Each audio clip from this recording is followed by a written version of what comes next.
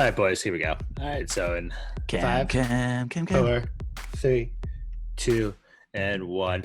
Welcome back, nerdy sports nerds out there. We are back with some sports. It's been a while, but we're back with some sports, and we're here with Koki coming in from Nevada. Koki across the country.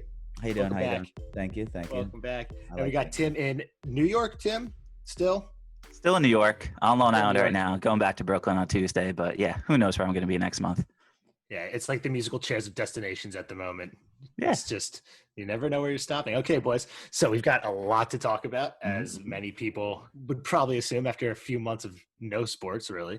So we're going to work through today so if you're out there listening to us, get ready and sit in, because we're going to talk some sports. We're going to talk it all. But first, this podcast is brought to you by this following PSA.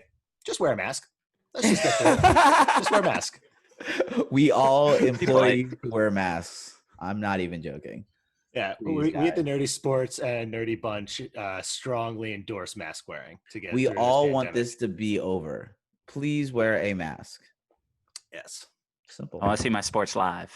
I want to see in my 2021, maybe 2022. Like, I want to go out and talk to go back to dating and seeing girls. I want irrational bar-side sports debates with complete strangers. Yes. And not be afraid that they might infect you. That's right. That's right. Sure. Boldly just shake my head no and be like, dude, never is Dak Prescott worth that money. Nope, never. I don't understand why You know what I want to do? I want to pat someone on the back. I want to pat a stranger and them not freak out on the back. It's like the most humble thing I've ever heard. That's what I want to do. The odd things we miss. That's awesome. Okay, so 3 things that I want to touch on, guys. First, as I have to do, Championes, because it's the first podcast that we've done since the win. That's good. Right here, Liverpool, 30 years. I mean, we as Philadelphia fans can appreciate the long wait that the Liverpool fans had to wait for to win this, having won our Super Bowl only a few years ago. I mean, that I just feel so happy for the home crowd, because it hits different. It really does. Like, I love this club, but I'm obviously from Philadelphia. But if you're from Liverpool and you're waiting that long, like the same for being from Philadelphia and waiting for a long time. So you guys are more than welcome to share your praise for the club, Coach. Got many praising words. Honestly, I'm very happy. I'm happy for Liverpool. I feel like they deserved it anyway before the end of the season. Let me state this for the unequivocal fact that I am a pre-corona sportser. All right, let me repeat that. I am a pre-corona sportser. I don't believe in anything that's coming up until the corona is ending, and I don't believe in anything that happened after the corona happened. So all these seasons are on flex for Kobe. Just the asterisks over it will forever be. That being said, I'm not taking away from Liverpool's win, because where I thought Liverpool was going, they deserved, and they rightfully so should have been the champions. Now, that being said, I congratulate a lot. I big congratulations for Liverpool, Jurgen Klopp, the whole organization. They're good, and I'm very happy for them. But I don't believe in anything. Less what happened, but more I don't believe in anything moving forward. Let me say this. The value is different in your eyes. We get it. Let me say that for the record. But not to go on too much longer about Liverpool. Good job, lads. Let's go get them again. All right. Next topic, real quick. I want to touch on it. Big Ten Conference only playing Big Ten game. Kokies, what do you think about that? Honestly, this is in football. I might have missed this. This is just in all sports. College football. Big Ten is only going to play Big Ten. Well, honestly, again, let me state for the record, I don't believe in anything that is coming up moving forward while we are still under the pandemic. So, that being said, Big Ten football playing Big Ten is stupid, because it doesn't make a difference. If you're going to get this, you're going to get this. Big Ten Conference, let's actually look it up. Big Ten Conference. You have like Ohio State, Michigan State. Yeah, but then Iowa, you go down to Iowa, you have Minnesota. So it is relatively regional, but realistically, the kids are still traveling outside of their relative regions, and they're from other parts of the country, i.e. most Ohio State players are from freaking Florida. So realistically, okay, great. Here we go. I have all 14 teams in the Big Ten. It goes from Nebraska, Minnesota, Iowa, Wisconsin, Illinois, Indiana, Ohio, Michigan, Pennsylvania, New Jersey, Maryland, and I believe that is, yeah, I think that's it. So your point is they're still going to have to take either an extremely long bus ride to get to Penn State or fly there. And regardless, like they're trying to make it like the Major League Baseball where they're like, all right, well, let's just play your region and keep it in a somewhat bubble. It's a half the country. And that's just that's schools themselves. Again, like I said, not including where these players are actually from, which would probably be more of the country. Yeah, it's pretty much the whole country. So in terms of, I don't really understand it outside of the fact that they're trying to make money, which is the general purpose of most of these things. It's just sad that we might put players, students, administrators, training staff, people who work for the teams, all at risk of potential medical worst come to worst, death. Best terms, they miss a couple of days of work, which is also not a good thing. So yeah, that's my opinion. Take a different spin on it. Well, it's just proving what matters most. Obviously, the Big Ten is like, all right, we're going to try to step it back just a little. The SEC is probably just going to be like, well, we care about our athletes more than anything. And then the Ivy League's like, you know what? We're shutting down all sports throughout, like the entire league. They care about the students above all, and they're proving that. And we're going to see whether it's like 8 of the 12 teams per conference agree on certain things. I feel this is going to create a lot of, of split divisions. This could maybe change everything for the future. I could see 2021, all of a sudden we're restructuring everything based on just your beliefs, and our beliefs are going to determine it. I mean, why is Penn State in the Big Ten? Because of tradition. It's not because of Penn region. State is the Big Ten. Whoa. Wait, hold on, guys. Hold on. No, you had your turn. Wait. Do I need to remind you? Should I bring up Ohio State? Should I bring up Ohio State's record right now? I can bring it up. We could talk. No, you spoke. You already spoke. Okay, I'm sorry. I'll let you have it. I'm feeling okay with you guys. Well, actually, to your point, Tim, an interesting perspective on this could be, this could be a bargaining chip in terms of athletes and compensation, because the argument one could be made is that NFL and all these professional leagues can have this negotiated way of playing and moving forward. If there's really if representation in terms of choice, to play these sports is in the hands of an administration and a team rather than the individual players that can bargain their own reasons for being there, then this could be like, hey, you're putting this, you put in what Koki was saying, the inherent danger of it to X benefit of the players, right?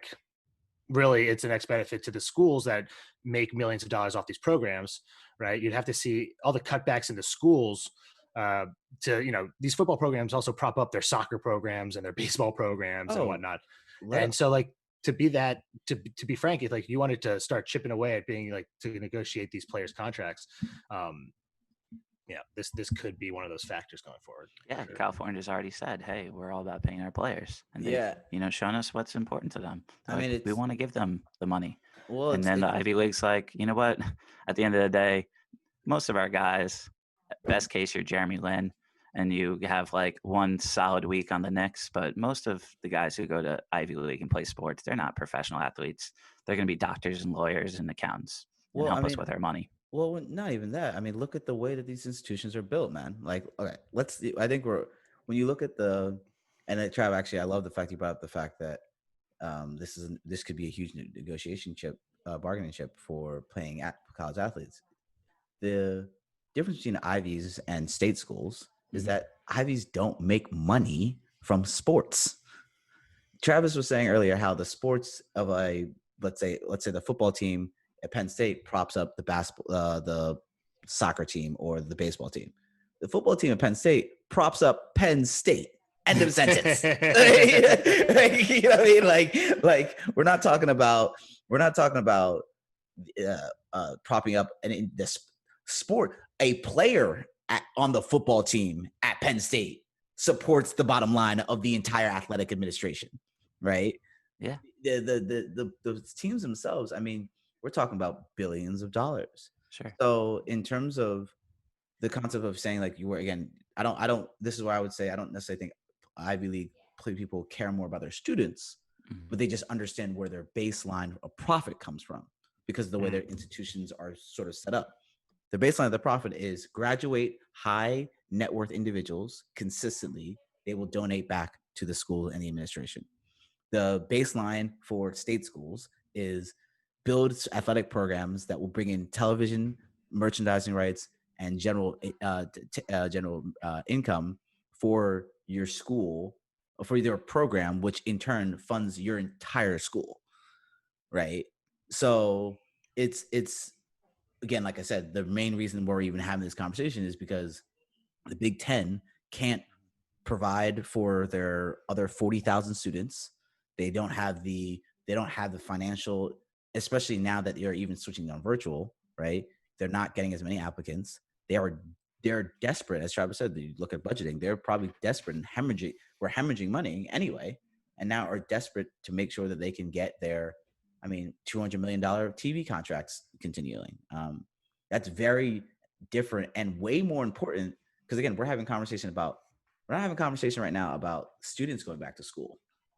We're having a conversation about athletes going to play sports, like maybe not even on campus.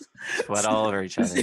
So that's a whole different conversation about the concept that clearly proves that the concept of student athlete, especially in major state schools, is a farce, right? The NCAA is a farce because this shouldn't be a conversation.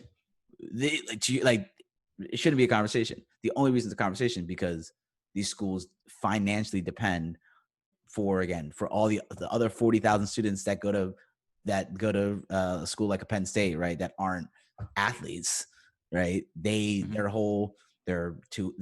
housing, their administration buildings, their equipment, their food, all that is getting funded by their sports contracts. So it's really this pandemic is really affecting obviously professional sports, but I think Travis, you brought up a great point that realistically this is perfect proof that this isn't about student education in any sense of the word. It's fundamentally about making enough bottom line revenue to make sure the institution can work. Very interesting conversation. You could educate. And next week we're going to talk about how to dismantle it all chip by chip. I don't think we should dismantle it. I think that again, Travis, you just bring up a very healthy and very real thing, right? Like again, I'm here for it, baby. Paying players that nuance. 100%, and especially because again, you're asking these players to put themselves at health risk when they're not getting paid and they're not. School doesn't provide health care. Going to be a student at Penn State does not provide health care. It does provide you health benefits. Being a student athlete, you might get a flu shot. You might have medical training staff that helps you, right? But they're not paying your medical bills, right? So it's very it's good stuff. It's good stuff. It's good questions to be asking. And we'll leave it there. I'm sorry, Tim. Go ahead, please. No problem. But that's real quick. That's why I said, you'll have 8 of 10 teams per conference that maybe will agree on one side, and they'll have to create their own conference out of that. You're going to see what people really care about right now. Mm-hmm. Reggie Bush was able to recruit how many people to USC? Same with Saquon Barkley to Penn State. But to my point with Harvard and Jeremy Lin, Jeremy Lin's not bringing anybody to Harvard, maybe 2 guys, but it's not a major thing. Reggie Bush deserves tens of millions of dollars for what he did on the football field, not about the classroom. Yeah, and this is it's the same. Well, I also think it's what the difference in the opportunity of a Jeremy Lin, right? And we shouldn't be looking at Jeremy Lin relative to Saquon Barkley. We should look at a Mark Zuckerberg relative to Saquon Barkley. Mark Zuckerberg was able to come onto campus, build whatever he wants, do whatever he wants, make an app that made him revenue, and be praised for literally the next 20 years in lore at Yeah. Harvard. Yes, Mark Zuckerberg created Facebook, Mhm. as opposed to Reggie Bush, does everything he does on the field. Again, takes money illegally because guess what? The system at hand. System at hand is going to hand him money, and he gets vilified, told that he is an absolute. Again, doesn't cheat, doesn't hurt anybody, doesn't literally do anything that would inflict any damage in any regard. Actually, empowers his family. Yeah. He gave his mom a house. That's what he did. That's what he did. Like wrong. That was what his wrong. That's ridiculous, his wrongness, right? And my man literally is banned from campus. Yeah. Mhm. Banned from campus. Like what? Like it's backwards thinking. It's Yeah, all it's about traditionalism compared It's to what bizarro. it should be. It really is. Heisman is taken and banned from campus. Mark Zuckerberg creates a thing that, again, is brilliant. Don't get it. There's money to behind it, but I mean, as we now deal with the realities of Facebook, right? And he's, it's just idolized. Sure. And him and many like him, right? Yeah, and similar with Reggie, him and many like him. Terrell Pryor getting fucking. That's it. You don't want to compare Jeremy Lin to Reggie Bush because for Harvard, it's not about sports. It's about the education. It's about building the businesses and making sure they're I think what Reggie Bush alumni needs are is just... wealthy. But yeah, we can move on to more sports stuff. Yeah. Let's maybe move to the NFL. What do you think, Trav? Yes. I think talking about a backwards type of mirror. Let's get right into this topic. Sure. The summer of two great contract negotiations: Patrick Mahomes and Dak Prescott. It could not be more just polarized. And it's anyone that wants to take that away and has strong opinions. Tim, I'm going to start with you. Sure. Well, we're all Eagles fans. We'll try to stay a little unbiased here, but I feel like I've been arguing as exactly. And I truthfully try to be that way. I root for greatness, which is why I respect the Patriots. I'm actually excited about Cam, but we'll get to that later. When it comes to Dak Prescott, he's an average quarterback with limited skills. He's not a Patrick Mahomes type of talent. Patrick Mahomes is somebody we've never seen before. He's on LeBron James kind of level. Like Patrick Mahomes got paid $50 million, if he reaches all of his incentives and wins the Super Bowl each year, which is not going to happen. So he's not going to make that $500 million at the end of the day. But we like to talk about the max figure with the NFL. Dak Prescott right now making $31.4 million on the franchise tag. He's begging for maybe $40 million, $45 million, I think, something like that. And he's just not worth that. They've already paid Ezekiel Elliott in the offensive line. That's where they drive their team success. They need a mediocre quarterback, maybe top 10 at best, to go in there. And Dak's the perfect guy for it. He's steady. He's cool and calm under pressure. I'm not saying he's a bad quarterback, but when people want to bring him into the conversation, be like, well, his time's up to get paid. Kirk Cousins got paid, didn't he? So Dak Prescott's going to get that $45 million because that's just where the market is right now. And I just strongly disagree with that. I think Patrick Mahomes is a one-of-a-kind talent, and he's going to make one-of-a-kind talent kind of money.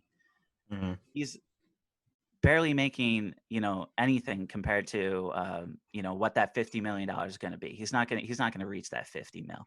And now that the Chiefs know exactly how much they're going to be able to spend on him, the most important asset to their team, unlike the Cowboys, Dak's not close to the most important asset on the team.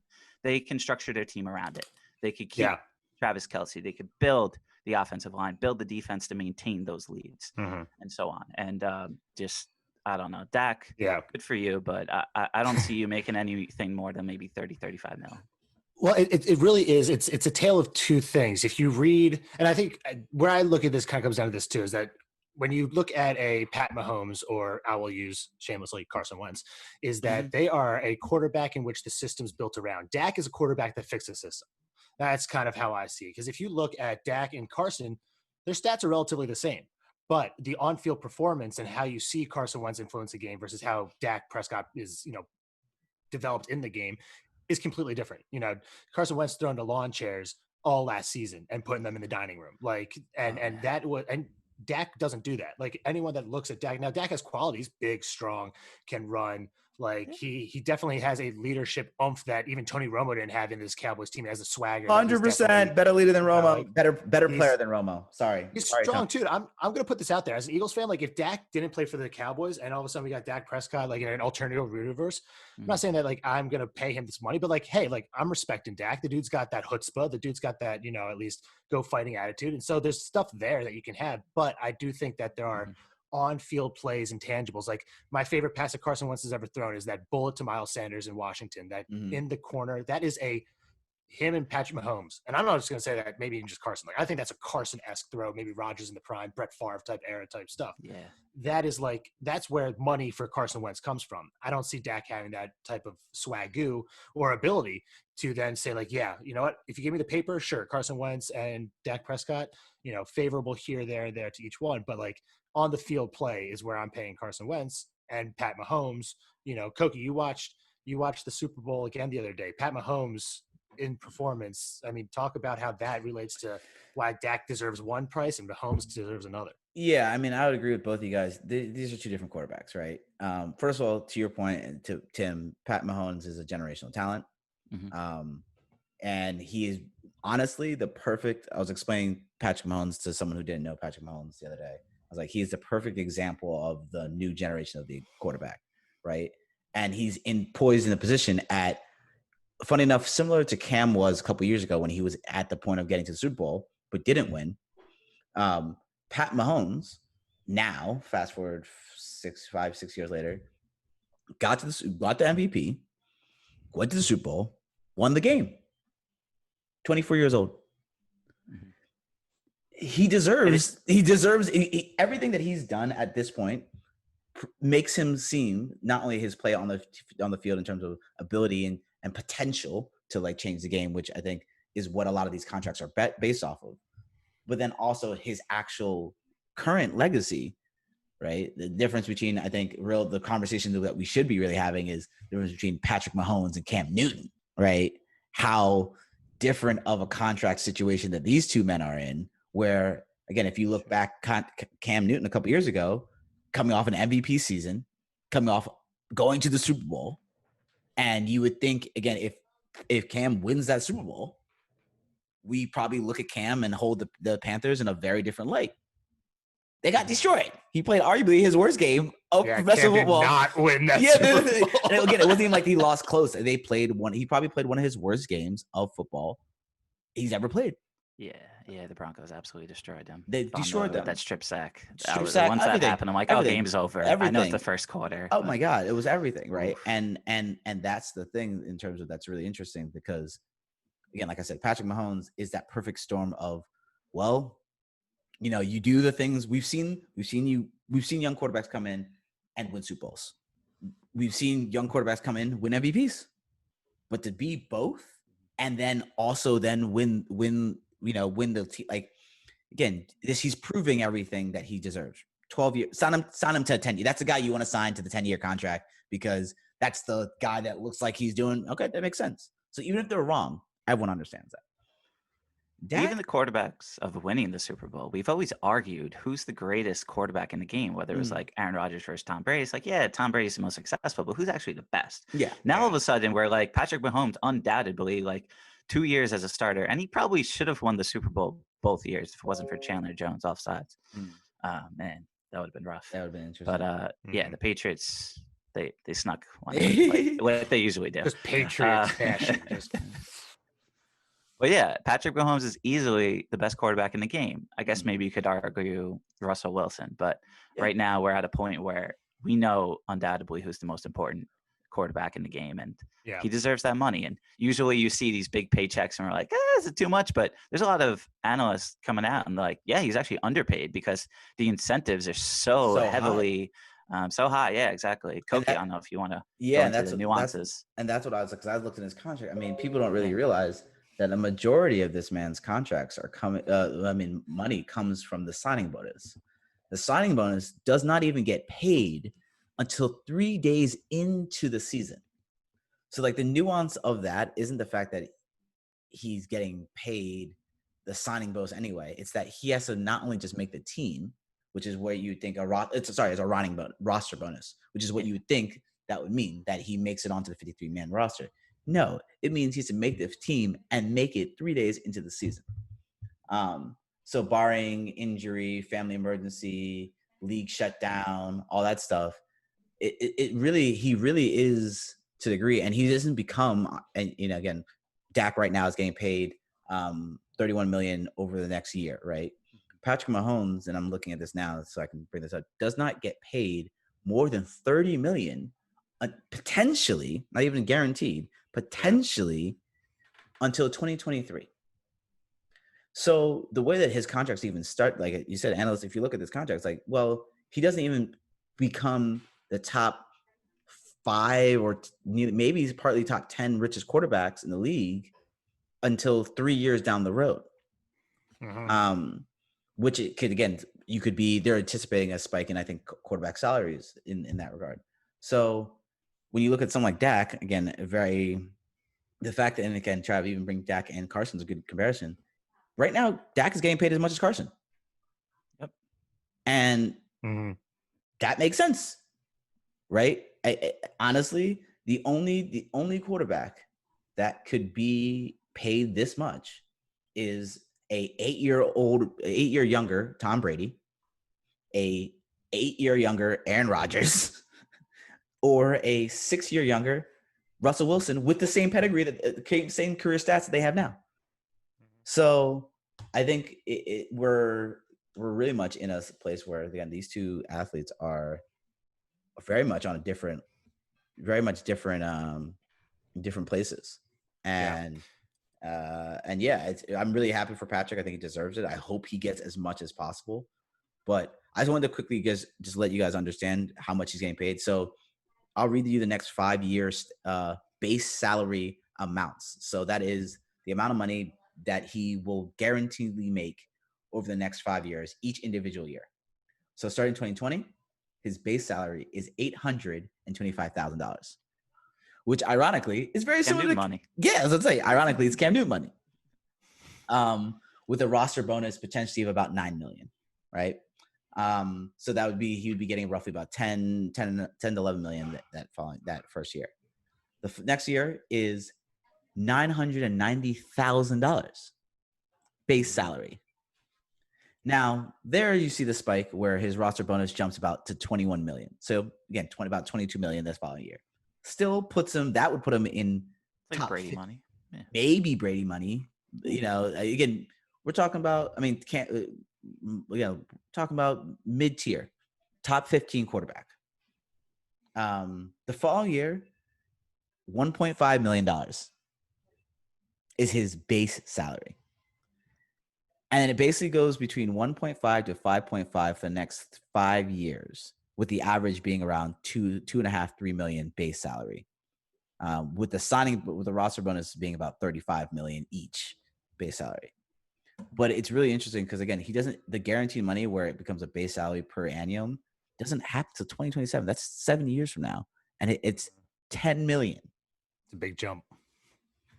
Where for the year before he's getting 2.5 million base salary. Then he gets 10 million. So I think, again, this, to your point, I think this is probably this is the ideal NFL contract. If you're an NFL team and you're like, hey, we know it's the guy, we want to lock him in at the quarterback position for 10 years, and you want to build around him and make the contract. I mean, they're going to renegotiate this at least 4 or 5 times. I mean, this is great. I got a question for both of you too. So with this incentive heavy type of contract, and then if you look at QBs down the road that are going to get these, contracts, like I think next up, everyone's going to start looking at obviously Lamar Jackson. I believe, Koki, you can correct me, but I think he's still got like 2 years or something on his rookie deal that the Ravens can take advantage of.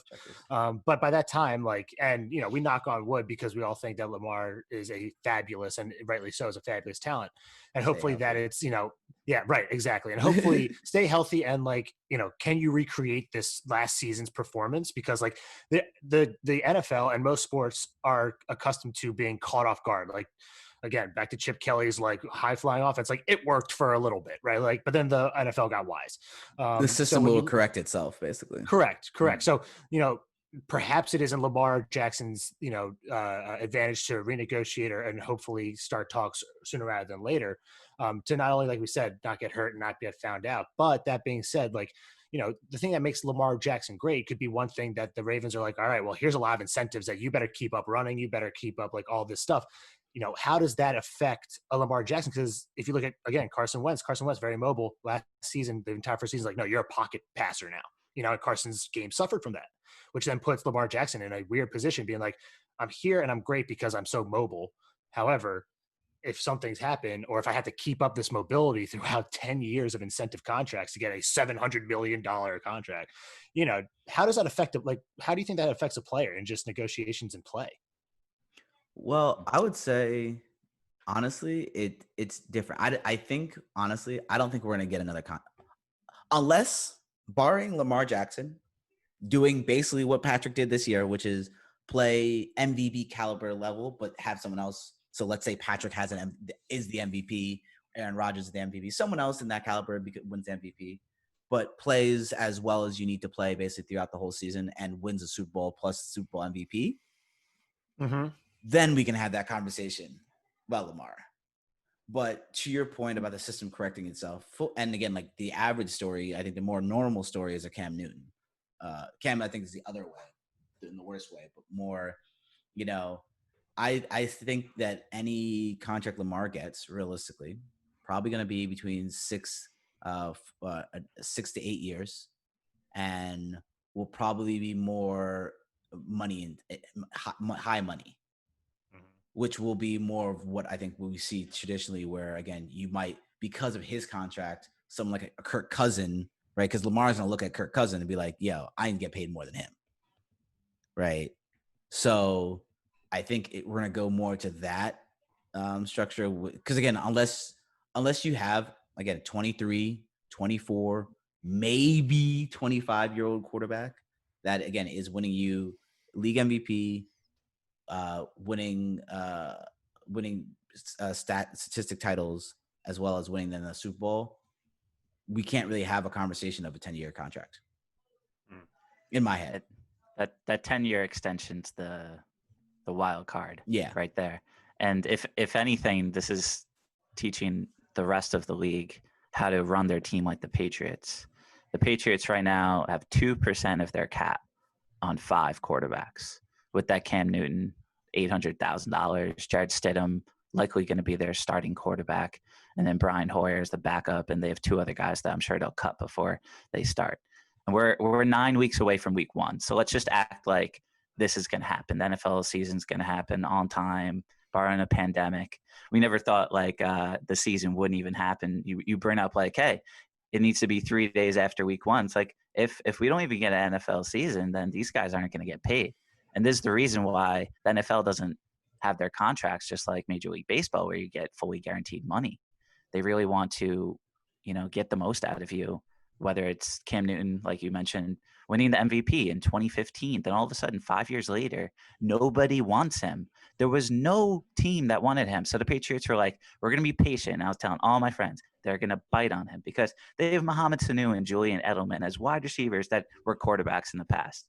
They want to figure out how to beat every single team in a different way. They want to be malleable to their environment. So they have Cam Newton, the greatest running quarterback, physical running quarterback we've ever seen. Obviously, he's different than Lamar Jackson. Lamar's more similar to Michael Vick. Bringing back to that Lamar Jackson contract, Mike Vick in 2004, he got a 10-year deal for $130 million. $130 million. That was crazy. Now we're talking $500 million, 16 years later. Could you imagine at the end of Pat Mahomes' contract, if he happens to go 12 years in, where the cap's going to be? So the Chiefs were smart about it, and they're like, all right, we want to, just set a plan. Who knows what's happening with this entire world? We're in the middle of the pandemic right now. Like, who knows when the NFL season's going to start? Who knows what's going to happen next year? Let's just set a plan. We love this guy. We've never seen anybody like him. He could have easily, like I said before, won the Super Bowl in both of his first 2 years. Like, that's just absolutely incredible. And we'll probably never see somebody like him.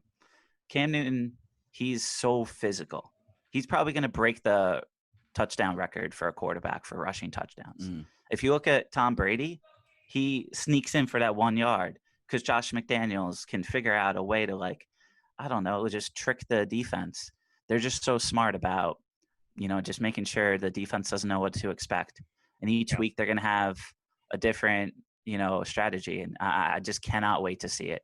I'm excited about changes. And we've never seen so many changes in the NFL, in the history of the NFL, at least from my understanding, at least 30 years of my life.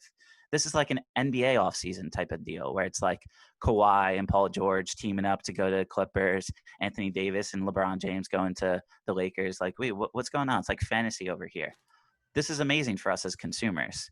We have all these quarterbacks jumping around so much that Philip Rivers going from the Chargers to the Colts is not even going to break And no one cares about the that. top 10 of biggest stories this year. DeAndre Hopkins goes from the Texans to Deshaun Watson, the Michael Jordan of the NFL, according to Dabo Sweeney. And now he's with Kyler Murray, who's an unbelievable talent as well. Like, people are this hot on boy's Kyler. lucky. Yeah. So I want to go down. We're going to play a little game. Okay. I'm going to go down 10 QB location changes. We don't have to talk on all of them, but if you want to talk, just buzz in. Okay. I'm just going to lay down the list. And if you're like, I got something, I will buzz in. So to start off, Tom Brady, Tampa Bay. I want to buzz in. Out. I want to buzz in. Buzz. Amazing. Just because one, like, we all sort of saw it and was like, this is making too much sense. And two, this is everything I've ever wanted. I wish it happened 3 years earlier, but whatever. But this is what I've always wanted to see what Tom Brady on a new team would look like. And I wanted to see, again, I've said this before. We've seen Bill Belichick without Tom. They went 11-5. We've never seen Tom without Bill. So I'm excited to see how the experiment, and especially now that they're still both in the league, right? And again, Bill has a pretty good replacement. So we shall see.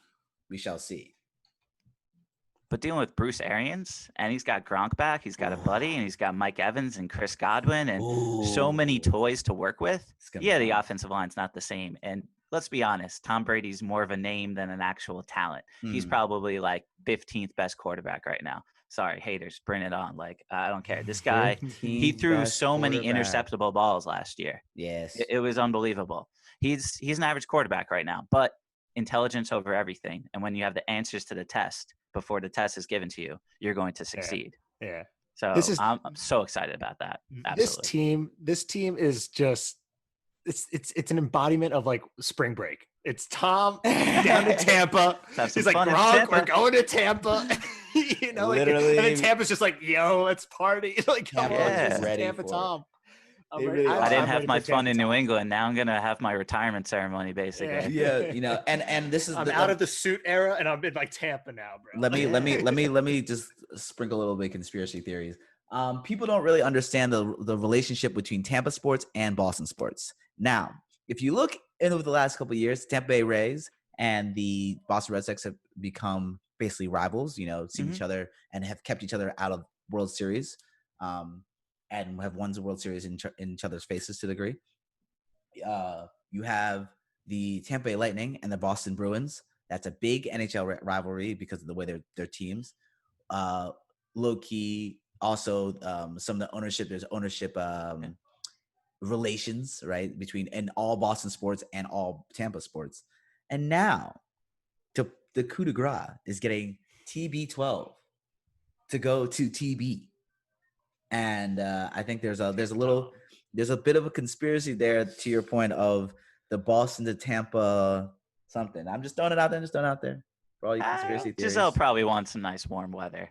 And no, I mean, like, they're Jameis Winston threw 43 interceptable balls. We got to get this boy out of here.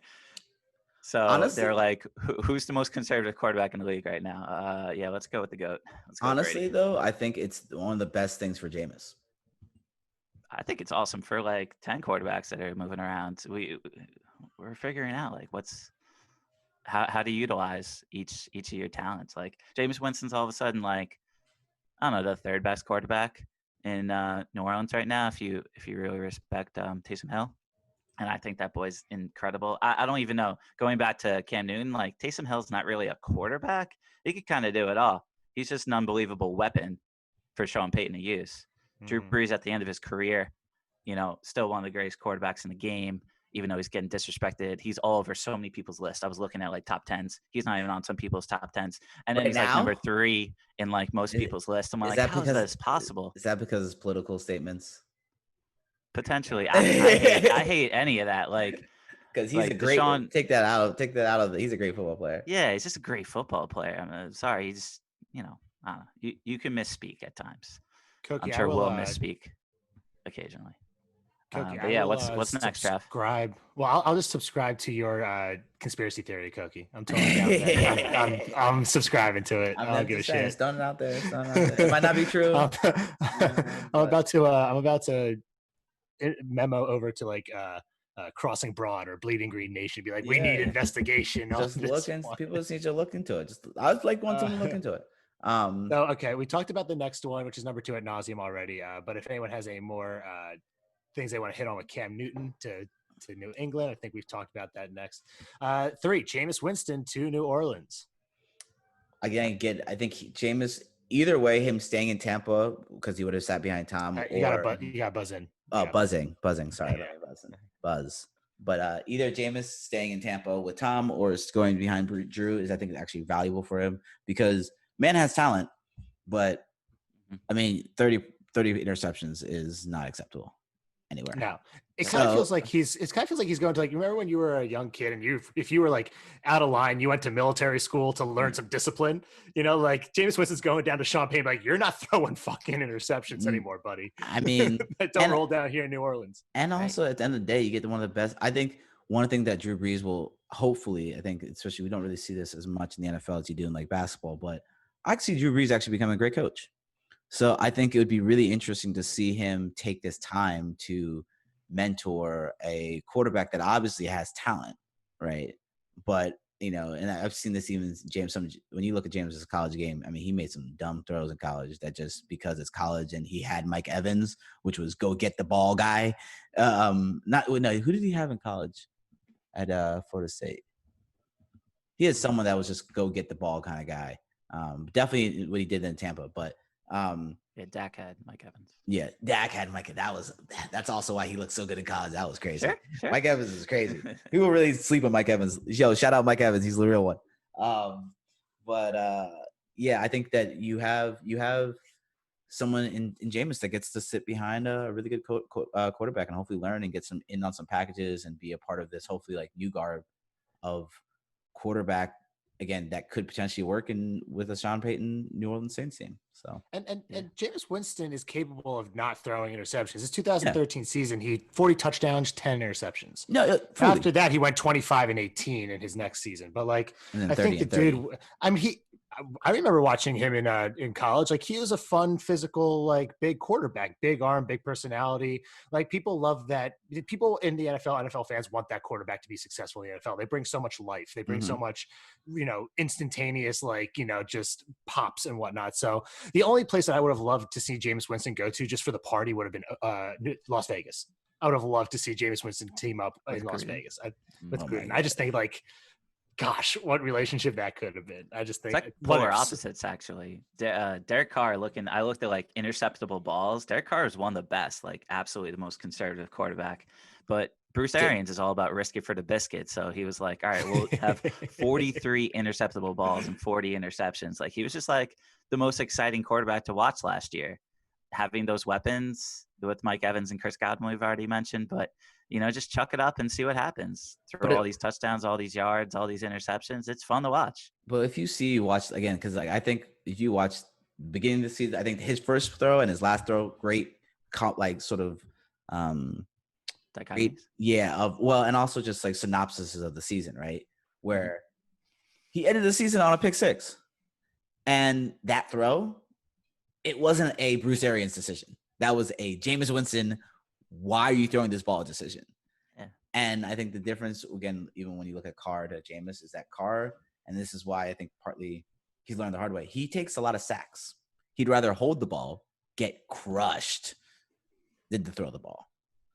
And I also think that realistically, his receivers, his faith in his receivers and his packages are not as don't incentivize him to your point of where, again, Gruden to Arians. But you know, I think that there's a lot of when you watch their game, I've seen Derek Carr literally just hesitate on the throw as opposed to Jameis won't hesitate. Unfortunately, he'll just throw the ball. And it's like, why you throw the ball at the other person? Like, no one told you even throw the ball. Just take the sack or throw it away. Yeah. Like, you know. No, but I mean, that one time, I got confidence. Right. Yeah. His comp. I always thought that his comp is a little bit like Donovan McNabb. I think Donovan was better quarterback, obviously, but like I just look at James and be like, there's a lot of Donovan in this personality right now. I think Donovan was just a significantly better quarterback. No, he was. He totally was. He And completely was. I'm not saying he wasn't. I'm not saying that like it's. I guess it's not comparable in skill. I'd say it's more comparable in some stylistic aspects of what Jameis brings. Yeah. Is my opinion. That kind of like, in the sense of saying like, why did you throw that ball? But also like, that's a bomb and that's a good ball and stuff like that. Yeah. I mean, unpredictability at the end of Donovan's career, where you're like, dude, what? What? Yeah, I think.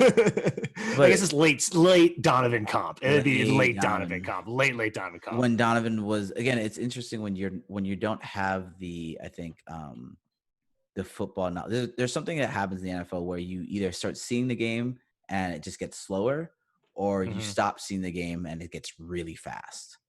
And I think with Jameis, you're seeing again, we saw it with Donovan where, again, especially, and I would argue really post his Super Bowl run, right? We saw a different quarterback.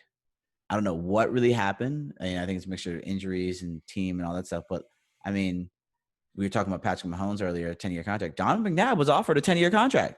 Yeah. Got a 10-year contract, 2002.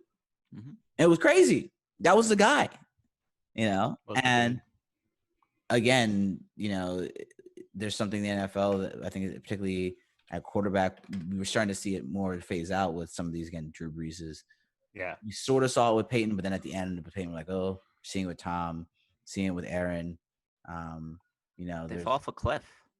It's just like all of a sudden they're at the top. And Donovan was mobile. He had a powerful arm, and then boom, he got fat all of a sudden. Yeah, it's like, and I guess that's the fascinating thing too, because like if you can knock off, as an organization, if you can find your quarterback, I mean, we know it is better than anyone. If you find your quarterback, then you at least have some stability. Like that's the main staff of stability that you really benefits your kind of strategy going forward, which is what makes these. In 10 quarterback changes in an NFL offseason to drastically different environments and coaches, it's something that I don't think I've seen before in my time watching football. Like there's so much like this is like an offseason in soccer or the NBA. Like, there's like and the most important position at that matter. I mean, and that's what makes all of this interesting is like the business plan says, all right, key aspect, get a quarterback. And then the actions that's going on right now is like, we're just going to throw someone in and hope it sticks right now. Cause we're at the tail end of some careers, like a Phillip Rivers to Indianapolis Colts, or we're in these, prime time could hit for a 4-year contract. And like this next guy, Teddy Bridgewater to Carolina, interesting contract there, right? Like Teddy's sitting in New Orleans playing good, and he's not the 10-year contract guy, but he could be the 5-year, give a little stability in where it needs to go. Carolina's coming off of being a very dominant football team not too long ago. Cam went down. Maybe Teddy's there for that patchwork, Yeah. And you see a couple contracts in here too, like Nick Foles to Chicago. 100%. He's a big question, but like Nick Foles to Chicago is an interesting contract. Even similar to, again, we were talking about Dak earlier, Andy Dalton down to Dallas. Yeah. Right? Like there are a lot of there's to your point, there's a lot of these in between quarterbacks. They're between the ages 29 to 32 that are good, solid NFL quarterbacks, right? But also they're not Patrick Mahomes. Yeah, I mean, and they're not Aaron Rodgers, but it's really, really quite interesting. The whole landscape has changed. Dude, Marcus Mariota, Oakland. Yeah. Like Marcus Mariota was the creme de la creme, and now he's, well, he's got beat out by what's his name? Yeah, he got beat out by Ryan Tannehill. And now he's over to Oakland. Like I would be shocked if Ryan Tannehill was run out of Miami. Yeah. You know what I mean? Like, so, and then now it's funny that you have Gruden with Mariota, and Gruden was the biggest reason why, partly I think, right, why Mariota went so high. Yeah. Gruden loved Mariota. So everyone loved Mariota. The Eagles with the Mariota would have been insane. It would have been a very interesting time. It would have been a very interesting time. And Mariota, 2 seasons ago, we went down to Tennessee. And He had a great game. Mariota, I mean, our defense blew it, but like Yeah. Mariota also had to make plays, and Mariota looked like a very serviceable quarterback in that regard. Bro, did And you see him in the playoffs? You remember not that, any highlight bro? that I can Him in the think. Wait, in playoffs, that season? yeah, he willed them to a win. Like literally, like they lost that game. Oh, that's true. That Like early they that one. lost that game, and that man willed them to that win. So Yeah, no, I think true. that there's something to it. And the interesting thing is too is like the offseason, and then you take in the new rookie class that's coming in, right? And you're like, and it's this quasi thing. Like you have three things. Like, okay, we just discussed kind of this transfer of like in between serviceable quarterbacks. Then you've got the Big Ten. Then you got the big contract with Patrick Mahomes, and then you've got people chasing off of this idea of Taysom Hill idea could be a very like attractive thing just in your strategy. Hence, like perhaps the Jalen Hurts idea in Philadelphia, kind of chasing that Taysom Hill kind of perspective that they're building down there. But then you also have like big guys like Burrow and Tua. Like Tua. I think Tua has everything that in front of him to be very successful. If Like he him in can play Alabama football, there's the big if, obviously. if There's he the big can if. play football, But the dude can play. Like, all right, The pick. you're gonna no, watch him he play. in could Alabama. play football. He can play football. He Yeah. could play football. I understand. I have not seen. Again, I am a believer until I've seen you do it, especially post injury, or like my man dislocated his hip. He didn't even tear his ACL or Achilles. He Yeah, hips rough. dislocated his freaking hip. Oh, makes me hurt.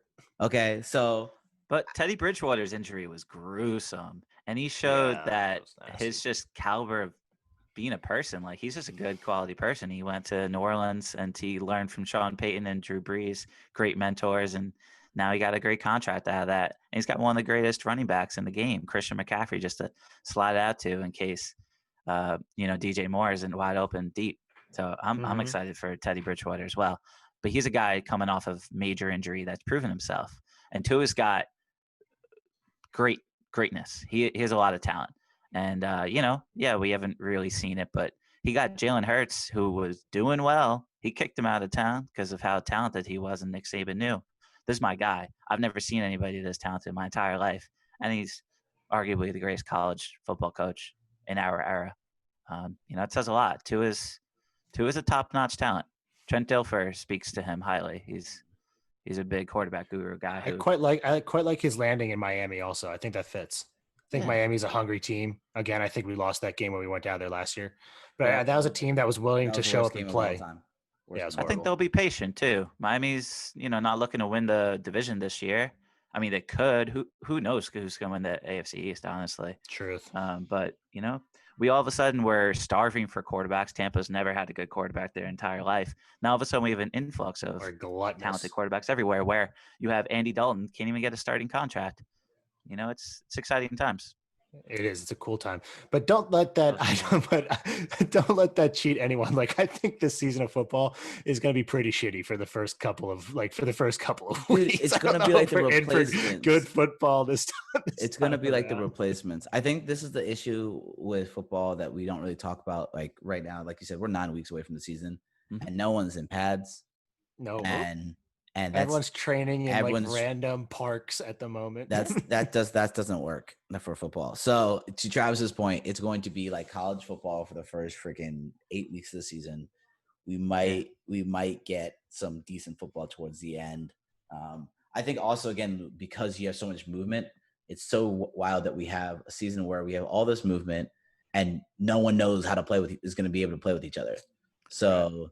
True, no chemistry. I mean, Tom Brady under snap in Tampa Bay. Like, let's just think about that. Miss a man who's taking snaps from different quarterbacks, but always in New England, right?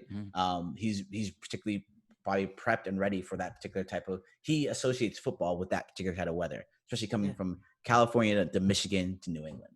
So like now, and a man who struggles in Miami, which we've seen multiple times. Yeah, we've seen. And I think that's partly because if you're looking at really Tom Brady's style of play, he's a pocket, minimal, short, keep it tight type of thing. When you're in Miami and you have to, it's hot. You got like people are feeling, the athletes are feeling more athletic and the people athletic are feeling less athletic, as opposed to, when you put someone who's really athletic in the cold, they're like, fuck this shit. I can't handle this shit. Like, so I think it's, toughness prevails in the cold, and the balls are a little deflated, so he's a little happier. And it's natural. So, I think it's gonna be, you're gonna see Tom in different places, Marcus Mariota, like all these people. It's gonna be, we shall really see what the NFL becomes over the next couple months. But guys, I think that's a good place to sit right now. Anyone can actually, let's do one more thing.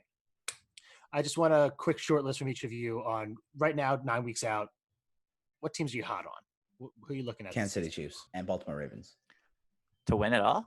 I am just what you're feeling good about successful seasons in general. I wouldn't say to get it all quite yet, but just like what you're feeling about, what you're feeling hot on. I want to see Patrick Mahomes and Lamar Jackson AFC Championship game. Balls to the wall. They each have 350 yards. Freaking, they run for another 150, and everyone catches the ball, and everyone gets hit. That's what I want to see. Yeah, it's going to be Chiefs Rams repeat. Oh, man, 50-50 each. Who first to 60 wins. That's going to be wild. But yeah, look, the Baltimore Ravens are favored in each of their 16 games if they play. So they're set up to do pretty nice this year. I'm really excited to see what New England can do. I know everybody is sick and tired of hearing about the Patriots, and they're like, finally, Tom's out, so we don't have to talk about them. Now, all of a sudden, they're interesting again. And Josh McDaniels is still the best offensive coordinator in the game, and they have all these different weapons to use, whether it's their two wide receivers, like I mentioned before, Julian Edelman and Mohamed Sanu, with terrific arms who have played quarterback in college, or they have, a great running quarterback in Cam Newton. Jared Stidham, I've never seen him before, but he's got a lot of hype to see what's going on there. I have. I'm just interested. Mm-hmm. He went to Auburn as well. Okay. Yeah. I'm just not familiar. There's a lot of people out there. I watch a lot of sports, and I'm just being honest with the people. I haven't seen Jared Stidham. I don't know what he's about yet. As I said, I have. Not there. He's a quarterback. Mm-hmm. Yeah, he's a quarterback. He's a guy that can throw. He can throw the ball. Okay. Maybe they go get a quarterback next year then. Worst case scenario, they ruin Cam Newton's career, and then they go get a quarterback next year. Let me just Clemson, I think, is the target for them. Let me just put in perspective. I'm not saying nothing about Jared Stidham as a football player in terms of, or him as a man. Mm-hmm. I'm trying to let you know, in college, I just had to look it up because I really had to think about it. A man in total threw 48 touchdowns. So solid. Yeah. Solid. With 13 picks. So that's a Jameis Winston average year. So honestly, not too bad. We'll see. I only have one team that I'm high on. The Birds. I mean, the Travis. What kind of question is that? The Birds. I can't. It's them Birds. I honestly, it's good. I can't mentally put myself there yet. Not ready for that kind of stress. I'm always mentally there. I love them Birds. I think that I think it's gonna be an exciting year. I think Carson has. Here's my big bold prediction. I think Carson Wentz is in the MVP year this year. I think he's got opportunity to do so. I think that if he's always in the conversation with lawn chairs, he's got a whole new staff to be able to throw to. And I think that what I watched last year in Carson Wentz's game was the fact that, coming off of the injury, coming off of his 17th season, right, which was the best season in the world.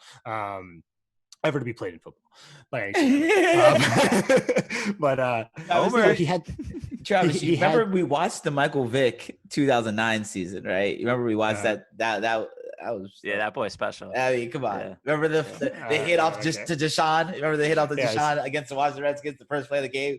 Literally, talk about within the first 6 seconds. I love the Mike Vick years. Oh, come on. The Mike Vick years are some of the best years of football. We won a Super Bowl, but I mean, my God. They are great. But from a quarterback, from Carson Wentz's performance, he had that gunslinger. He had that, oh my gosh, no one pulls off that ball. Arizona game. This was just crazy, right? Like, calling the bomb and all this. Like, the dude just came out and took league by storm. And I think that he got hurt, and they were like, okay, we have to protect him. We got to teach him how to be a pocket quarterback. And that's exactly what he did this season. He followed the pocket protection. He followed, and then as people went down, he had to become more mobile with this, entrenched idea that he had to be a pocket quarterback. And then you stretch it all the way to the end of the season where the dude had to make plays again. He's a play maker. And that is something that not everyone's a playmaker. People can make plays, but there are play makers. And Carson Wentz is a play making quarterback that had to go through transitions of being a gunslinging playmaking quarterback in his, best year, and then having to learn the pocket, having to know when to get out of the pocket, and then having to scramble and make a play towards the end just to make a goddamn play to get a win. So I think I don't pay a whole lot of homage to the, the injury prone idea. I think that the last thing we thought about at the end of the last season was his injury proneness, which was speaking volumes to just how comfortable we kept him seeing, taking hits and whatnot. Who So I think played this the year- playoff game? Carson But Wentz almost played playoff game. everybody would have started gotten it hurt anyway. on that dive. Hey, by the way we were going, like he had you're just saying. that curse. Yeah, we just Yeah, we, the you know, type this is of what it injuries is. he has aren't Right, exactly they're the good. same. Cookie, get that shit out of here. We're not respecting that right now. You're done. Your podcast is done. This is my turn. So you know, I think he's Eagles got the fly ability on the road Yeah, to that's right. victory. Let's do it, boys. That's them birds. do it. So that's my big bold prediction. Excited Fair. to see it. And just We have sports. good- we have Just good- clap for sports, and hopefully we'll take Sports it are for what back. they're worth right now. Honestly- Sports are back. And we're back, and we've got a couple things coming up. We're not going to hit on it today, everyone, but there's a Tiger HBO series coming out, and I think there's a talk to have about Tiger. And then we're going to just tease. We're thinking about talking about some sports video games because, in respect to football, Madden's getting challenged with a new competitor, and Okay. I've got a bone to pick with FIFA. So I think that's just might be an opportunity of conversation. Fair. And we got some new consoles coming this holiday season as well. We do. PS5, new It's going to Xbox. prove to people But this is- where their this is allegiance the is Just issue, aligned. like right? generational NBA 2K covers. They have like 3 athletes. Oh And- my god, I don't even know what they're doing. It's like My good thing for is- them. You got Kobe, you got Zion, you got Damian Lillard. It's like I guess you can't lose. Can't. You covered. Nobody's buying a bases. Damian Lillard cover. dude. I will because I fuck with All right, Damien. I love the guy, but I come love on, Damien. Zion. That's actually the cover. I don't want Zion's cover. Zion's gonna be on everything. He'll How get many another people- one, right? That's what I'm saying. Like, I'm never Okay. gonna get Damien on a cover again. Yeah. Probably not. That's true. Yeah. Fair Right. enough. So All right, boys. Well, lovely talking with you as always. Glad to see your faces and be back. And again, everyone listening, this entire podcast was brought to you by the PSA of just wear a mask. So just get through it. just wear a mask. Just wear a mask. That's kind of the slogan until it ain't. But that being said, gentlemen, thank you so much. Enjoy the rest of your weeks until we speak again. And everybody out there, keep it nerdy. Keep it nerdy. There we go. All right, good stuff.